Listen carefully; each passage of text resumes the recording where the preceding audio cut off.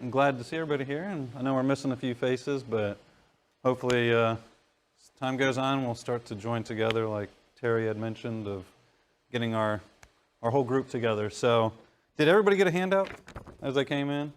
Little PowerPoint slides? Okay, cool.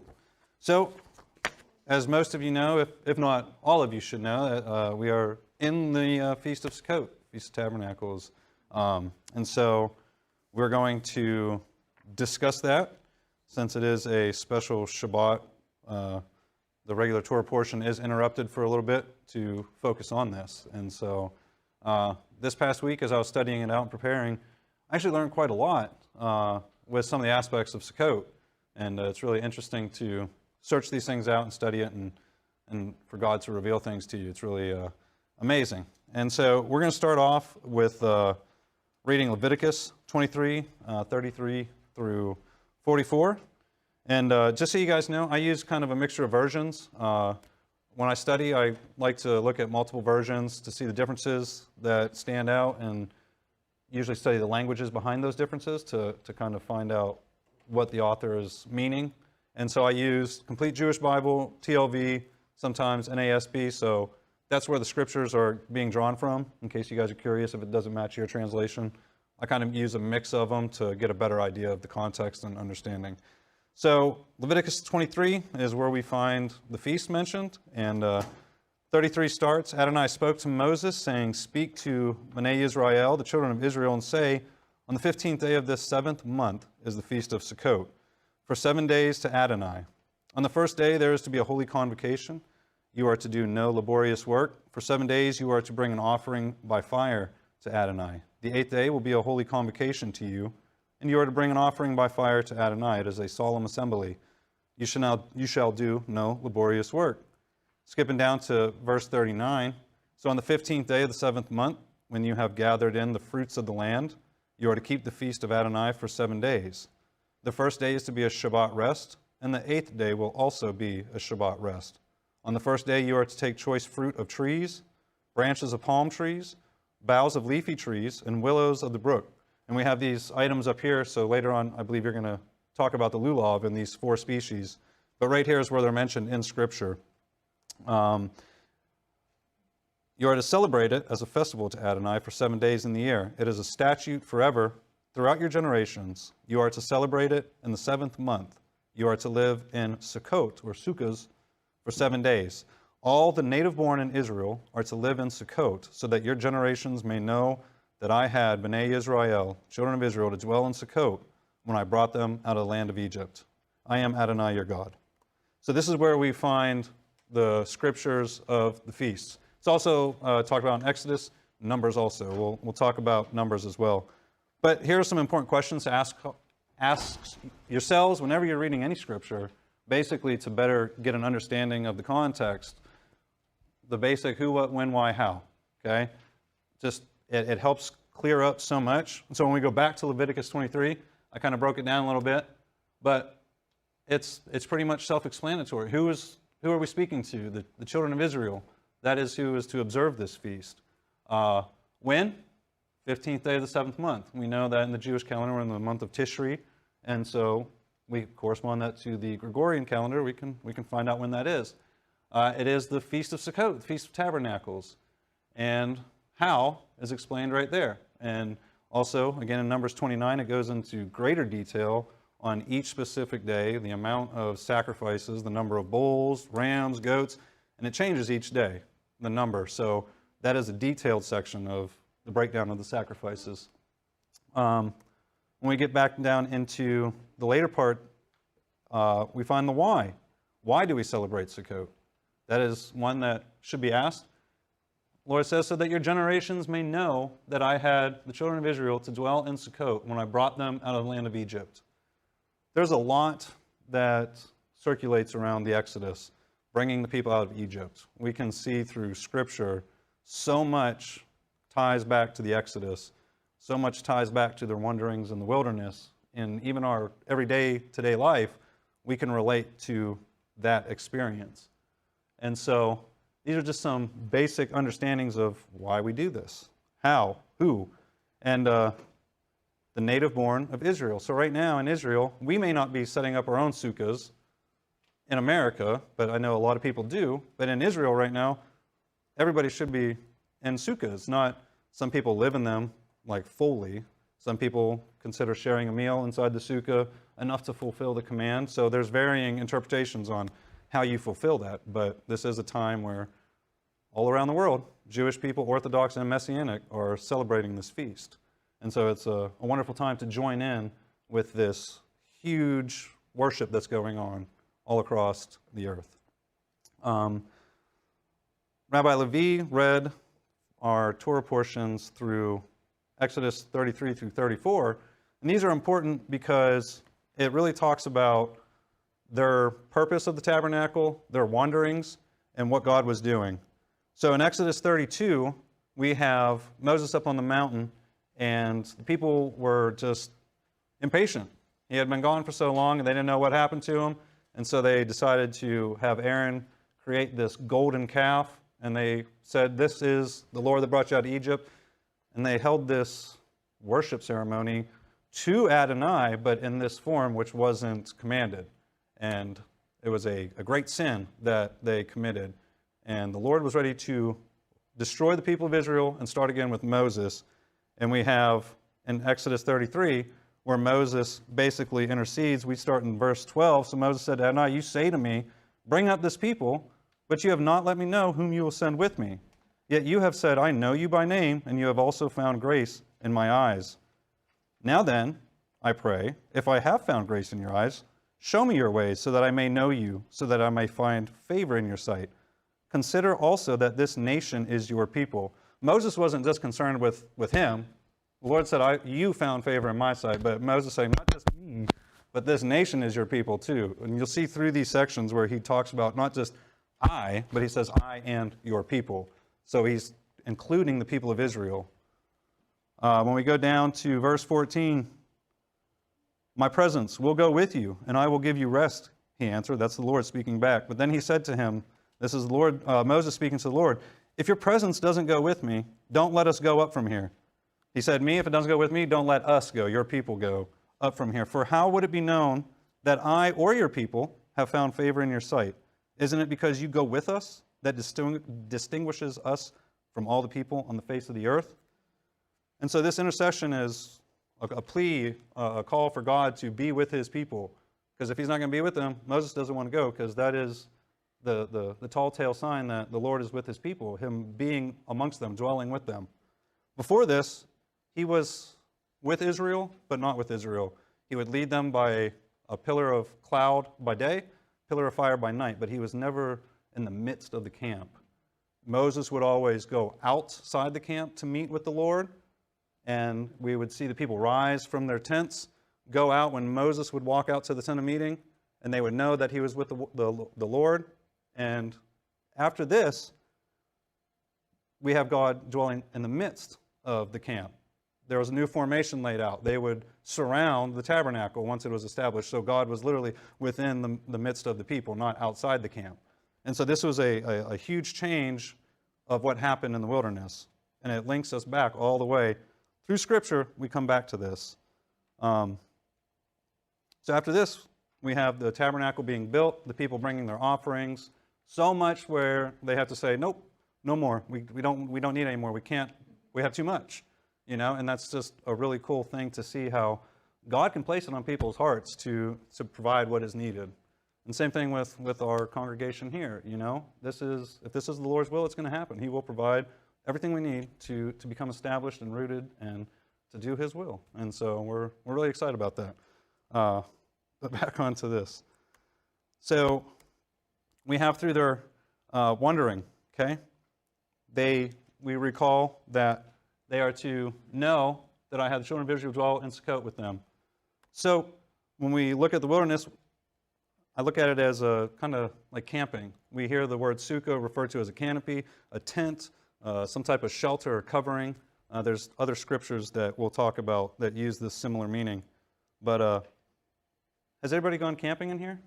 Has everybody at least attempted camping at least once in their life? Okay.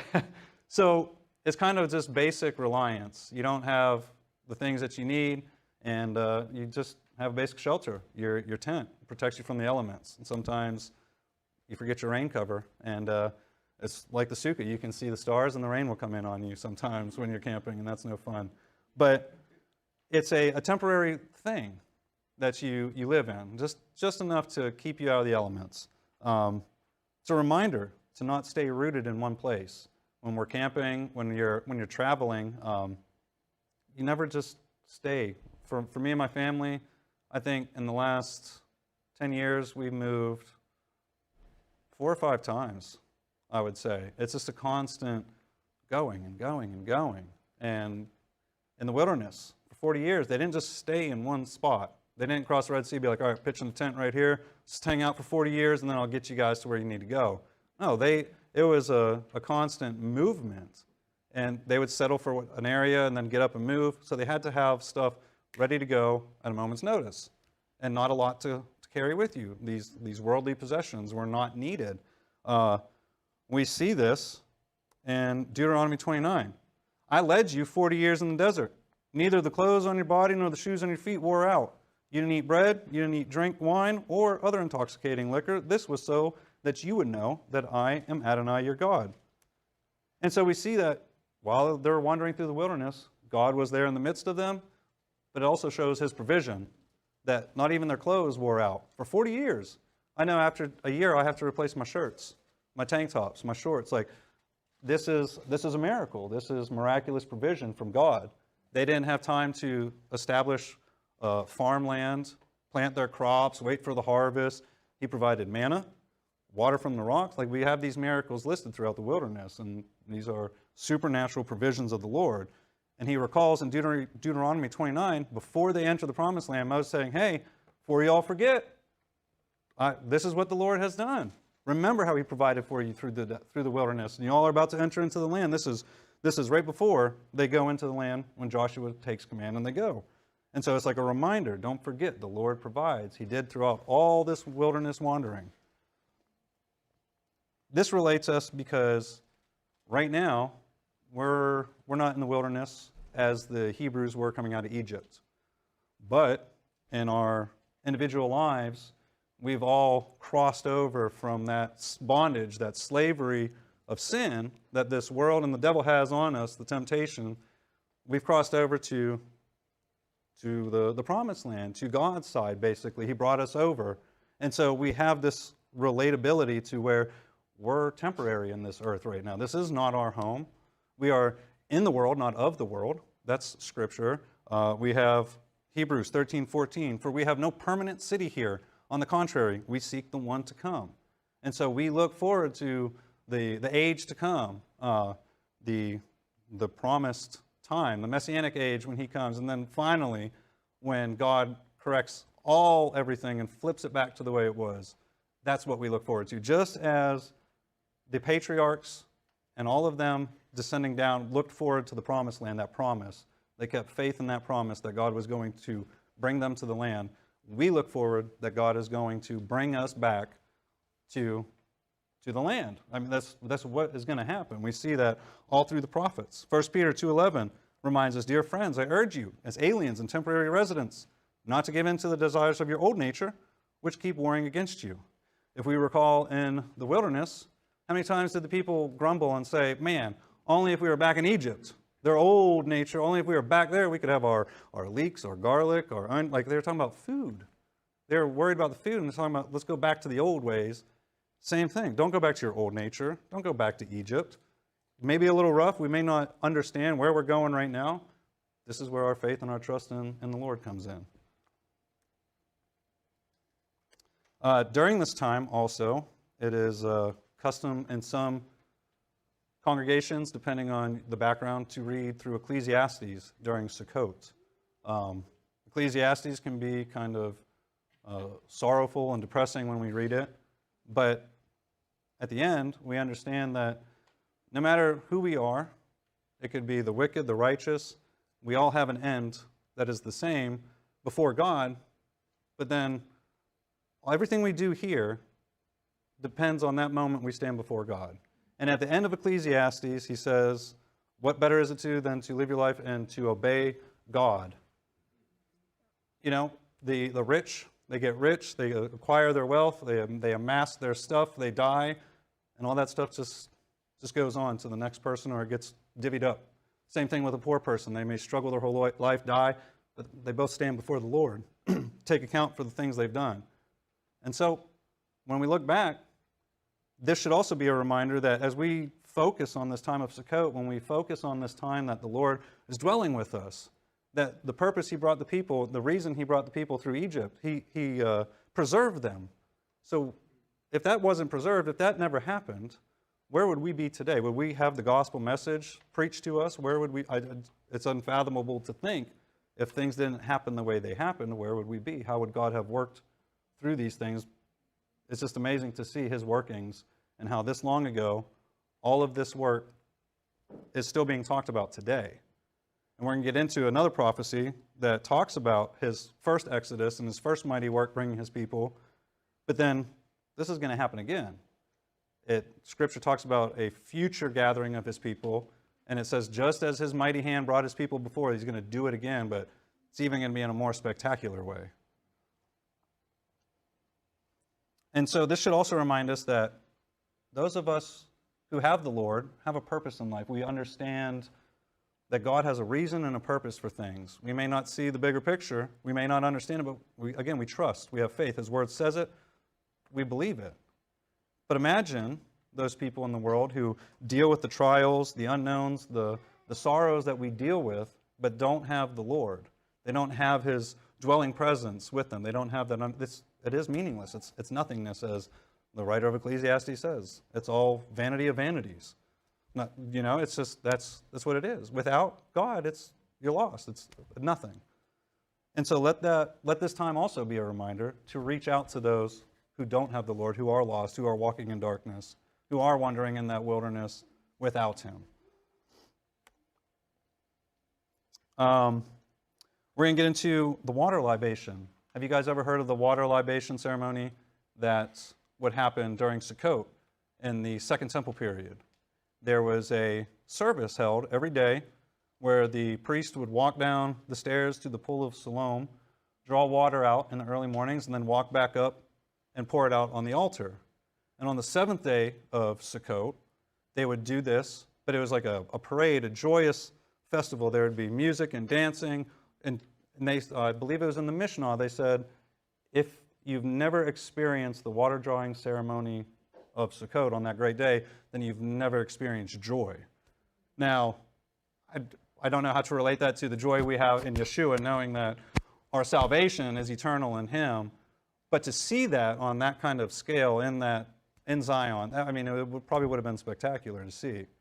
But I say all this because I never knew much about the water libation ceremony. So this whole time studying it out, I could not believe the significance to it. It was just astonishing. And we were sitting down at dinner just talking about it, and it was just like something had connected, and I had to get up from the table and go and write down on my notes, like, this is pretty cool. And so it was a harvest feast in Sukkot. When they would harvest, they would bring it in, and it was a time of celebration. And so during this time, they would also ask the Lord for rain, because without rain, there's no food. Without food, I mean, it's famished. You're gone. And so during the last great day of the feast, they would circle the altar 7 times and pour out the water and declare, Hoshiana Rabbah, save us, please. And it was a supplication for rain for the next season, so they would have food. And this came about, it's not in Scripture, but it came about in the Second Temple period. And this was done every year.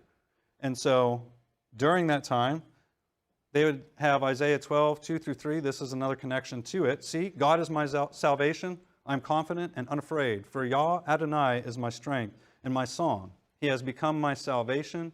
Then you will joyfully draw water from the springs of salvation. And during these times, there were a few scriptures that related to these springs of salvation. And it was symbolic. When they poured it out, God would send more rain.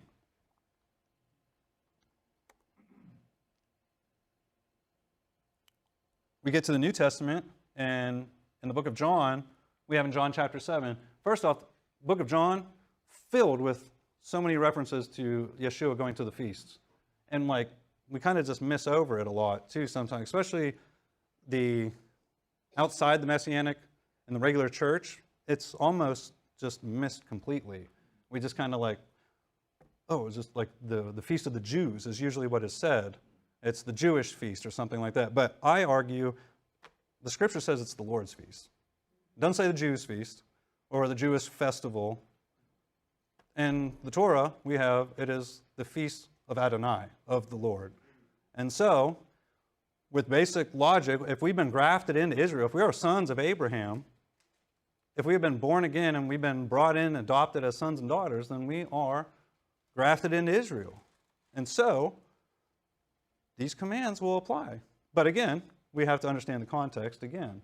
We can't just go full force and be legalistic about things, but understand what applies, what doesn't. And so, we have Jesus on the last and greatest day of the feast. This is talking about Sukkot in John chapter 7. Before this is when his brothers are like, hey, aren't you going up to the feast? Anybody who wants to be known doesn't do stuff in secret. Why don't you go up and make yourself known? This is where he's like, no, my time's not yet. But then he shows up about halfway through.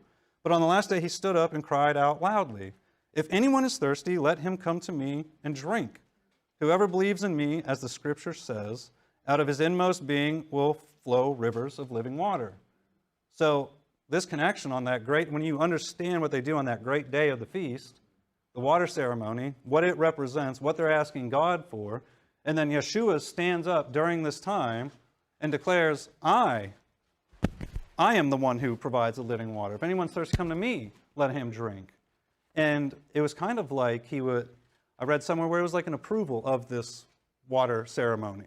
But he basically brought it to a whole new level, saying, I am that water.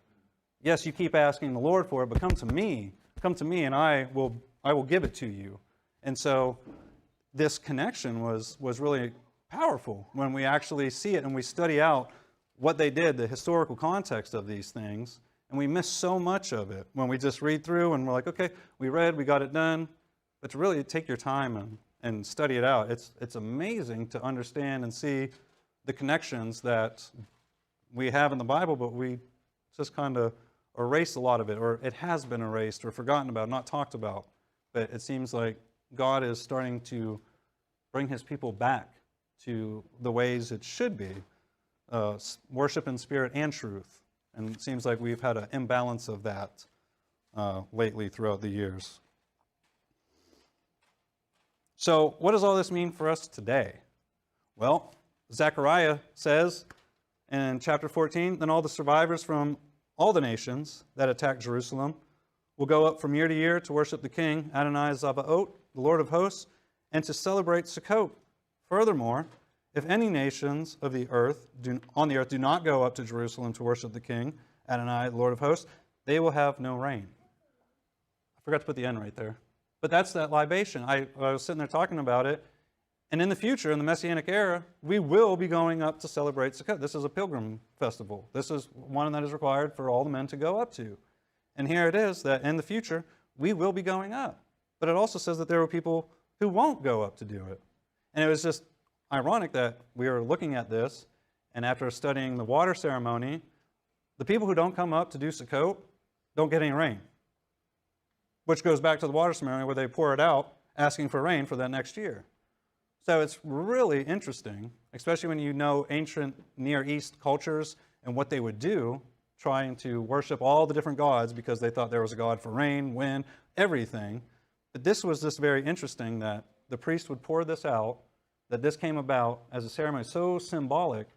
But then in the future, those people who don't come up to celebrate Sukkot, they don't get the rain. And it's just very, very interesting that the way that connects to that. And that's something that, as we do today, yes, we remember what he's done for his people and how he's got us to this point and in this season in time, like the blessing says. But we also, what's cool for us, being on the other side of Yeshua, we look towards the future fulfillment of Sukkot. Not only do we appreciate and remember the past fulfillment and what it was, but we look towards the future of it and what it will bring for us. Old Testament is filled, the prophets are filled with a future harvest, a future gathering that will come about. Isaiah 11 through 12. There's Jeremiah 16, 14 through 15. Jeremiah 30, 7 through 11. They're not on the sheets, but if you want me, I can give them to you guys so you guys can look them up. It's just filled with end-time prophecy of a regathering of his people back to the nation of Israel. I have it at the end of my slide, the Etz Chaim. We say it in that. I don't know, I mean, often you guys say the Etz Chaim, but that, bring us back to you, O Lord. And we know that he will bring us back. We know that, and we look forward to that. Revelation 7, 9 through 10. After these things I looked, and behold, a vast multitude that no one could count from every nation and all tribes and peoples and tongues was standing before the throne and before the Lamb. They were clothed in white robes with palm branches in their hands, and crying out with a loud voice, saying, Salvation belongs to our God who sits on the throne and to the Lamb. For this reason they are before the throne of God, and they serve him day and night in his temple. The one seated on the throne will shelter them. They shall never again go hungry or thirst any more. The sun shall not beat down on them, nor any scorching heat. For the Lamb in the midst of the throne shall shepherd them and guide them to springs of living water, and God shall wipe away every tear from their eyes. This has strong connection back to Zechariah. All the nations, we have every nation, tongue and tribe and people from every nation. This is in the future. Here it says they had palm branches in their hands. Sukkot, we have the lulav. There's a palm branch within that. The shelter, the one seated on the throne will shelter them. The sukkah is a shelter. We see that like a canopy, a covering by no scorching heat. It's like a protection, a covering, if you will. There's the hungry or thirst. Again, it's a harvest festival. We bring in the fruits, we bring in the food of the field, and we rejoice before the Lord for what he's provided for us. We have that hunger or thirst, no more thirst anymore. Again, it goes back to Yeshua's living water, springs of living water will flow from them. He will guide them to springs of living water. So we see similar imagery being used in this future prophecy that's to be fulfilled. Let me see where I am on my notes real quick.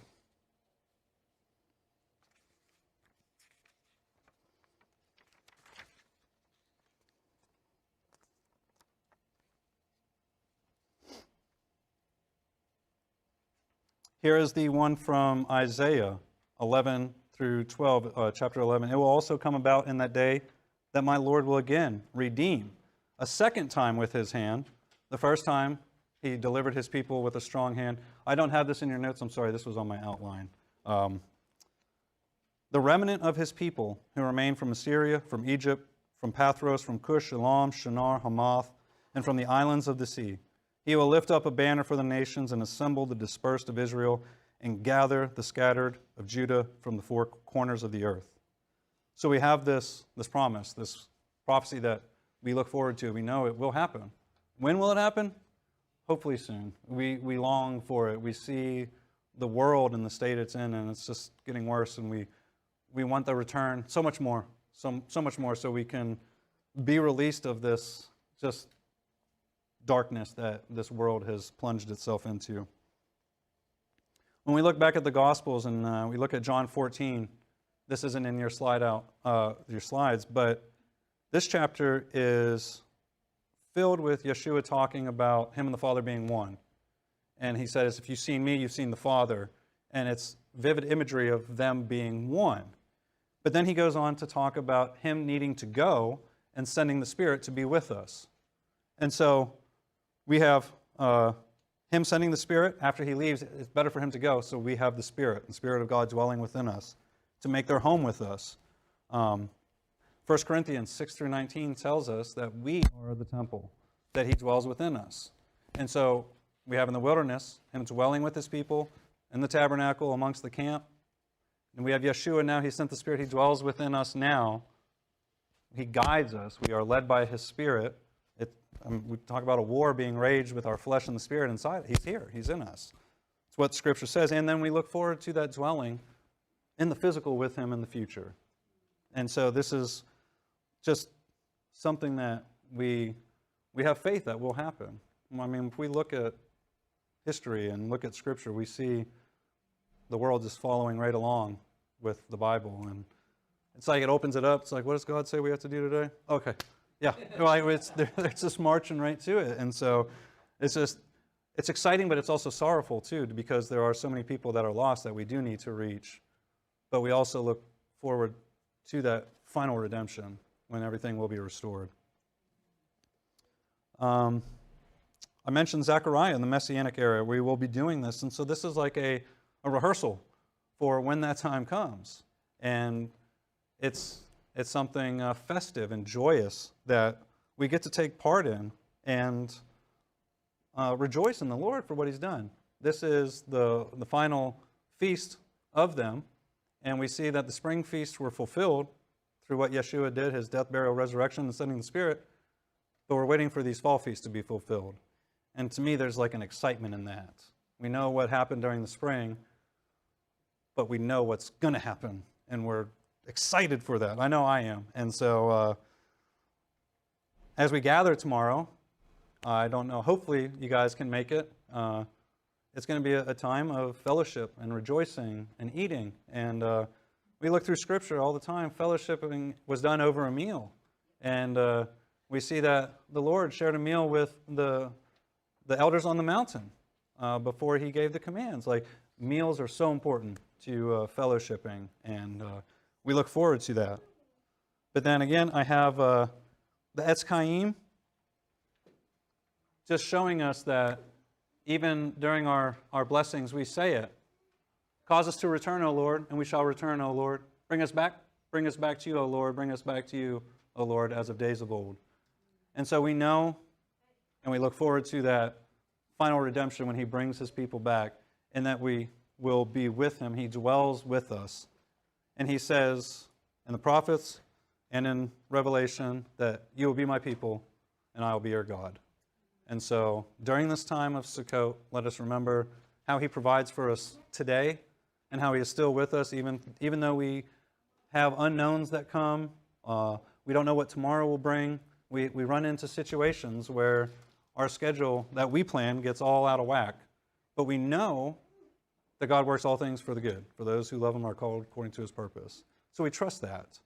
And I trust that our congregation will be provided for, that God will find us a home, and that we'll be able to worship the way that we want to worship and that He calls us to worship. And so I just thank you guys for the opportunity to allow me to get up and speak and share on this festive holiday. And I pray that you guys continue to celebrate and find joy, and to look back and reflect and see how God has provided for us, even this past 2 years. Look back and take a step back and just see the tremendous blessings that we have in the Lord. And we know that even more will come.